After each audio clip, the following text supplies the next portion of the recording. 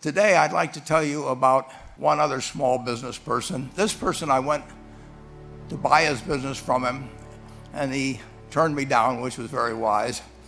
But this was a fellow who was born about 8 years before I was. He was born in 1922. We'll call him Jack. Lived in the Midwest. He was a pretty good athlete, didn't like school much. And I'm going to tell you one thing early in the story. Maybe you can figure out who the guy was. The company he built hires more college graduates each year than any other company in the United States.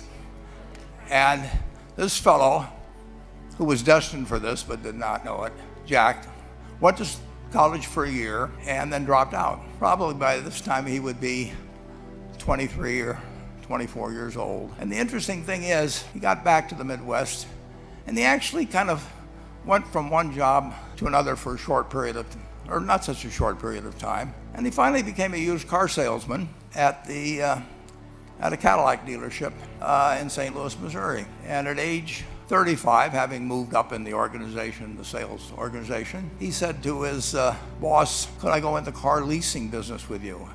The boss said, "Well, if you'll cut your salary in half and you'll come up with, I think it was $25,000, which he borrowed, we can become partners in a car leasing company." So my friend Jack started at age 35 in the car leasing business. And he had 7 cars. It was pretty slow. In fact, one of the things he did was whenever the phone rang, he let it ring 3 or 4 times so people would think that he was very busy answering other phones.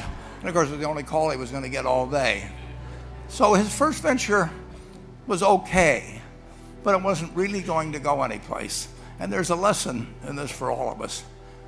At age 40, he decided, with 17 vehicles, 17 cars, he was going to go into competition in the rent-a-car business.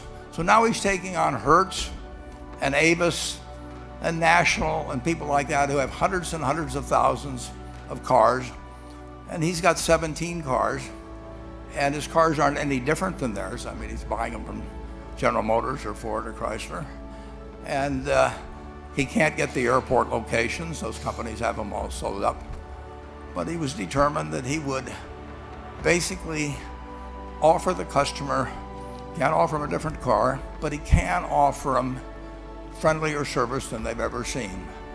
And so he started a company. He named it after the battleship that he'd flown from in the Pacific, which was the USS Enterprise. And he died about a year and a half ago.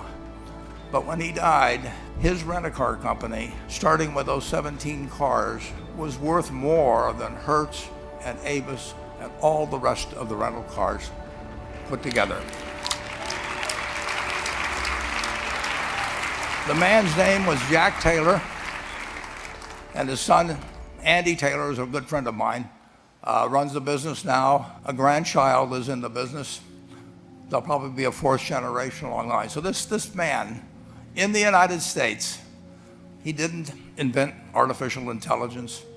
You know, he didn't do anything that, just like Mrs. B selling furniture, I mean, that any one of us could have entered those businesses.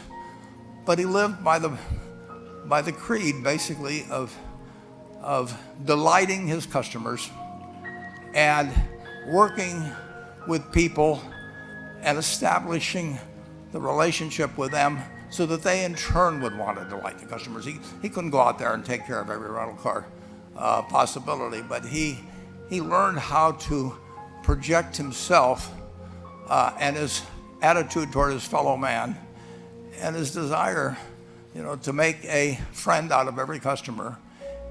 He managed to take very ordinary cars and turn them into this extraordinary business from virtually nothing. And